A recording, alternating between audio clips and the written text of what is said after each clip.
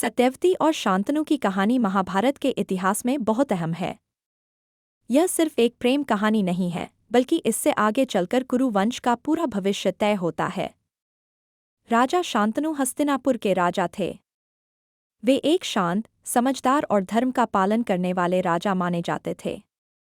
उन्होंने पहले गंगा से विवाह किया था, जिनसे उनका एक पुत्र हुआ, देवव्रत, जो आगे चलकर भीष्म के नाम से प्रसिद्ध हुए। गंगा एक शर्त पर विवाह करके आई थी कि शांतनु उनके किसी भी काम में हस्तक्षेप नहीं करेंगे। कुछ समय बाद गंगा उन्हें छोड़कर चली गईं। एक दिन शांतनु जंगल में शिकार पर गए थे। वहां उन्होंने एक युवती को देखा जो नाव चला रही थी। वह बड़ी सुंदर थी और उसका नाम था सत्यवती।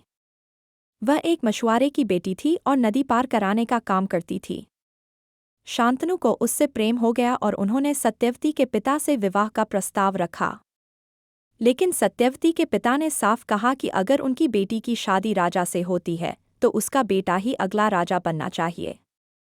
यह सुनकर शांतनु को बहुत दुख हुआ, क्योंकि उनके पहले से एक पुत्र, देवव्रत, भीष्म, था जिसे वे उत्तराधिकारी बनाना चाहते थे।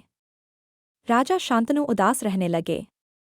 जब देवव्रत को पिता की चिंता का कारण पता चला तो उन्होंने सत्यवती के पिता से मिलकर ये वादा किया कि वे कभी शादी नहीं करेंगे और आजीवन ब्रह्मचारी रहेंगे। उन्होंने यह भी कहा कि वे कभी गद्दी की मांग नहीं करेंगे और सत्यवती की संतान ही राजा बनेगी। देवव्रत के इस त्याग को देखकर सब चकित रह गए। तभी से उन्हें भीष्म कहा जाने लगा। शांतनु ने अपने पुत्र के इस त्याग से प्रसन्न होकर उसे वरदान दिया कि वह तब तक नहीं मरेगा जब तक वह खुद मृत्यु की इच्छा न करे। यह वरदान था इच्छा मृत्यु। इसके बाद शांतनु ने सत्यवती से विवाह कर लिया। उनसे 2 पुत्र हुए, चित्रांगद और विचित्रवीर्य। लेकिन किस्मत ने कुरु वंश के लिए एक और कठिन रास्ता चुना। चित्रांगद युद्ध में मारा गया और विचित्रवीर्य बिना संतान के ही मृत्यु को प्राप्त हुआ। तब सत्यवती ने अपने पहले बेटे वेदव्यास को बुलाया, जो ऋषि पराशर से जन्मे थे। वेदव्यास ने नियोग प्रथा के तहत विचित्रवीर्य की पत्नियों से संतान उत्पन्न की। इन्हीं से आगे चलकर धृतराष्ट्र, पांडु और विदुर का जन्म हुआ और यहीं से महाभारत की असली कहानी शुरू होती है।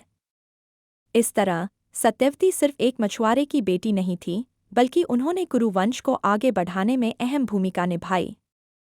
अगर भीष्म त्याग न करते, अगर सत्यवती न होती, तो शायद महाभारत जैसी महान गाथा ही न होती।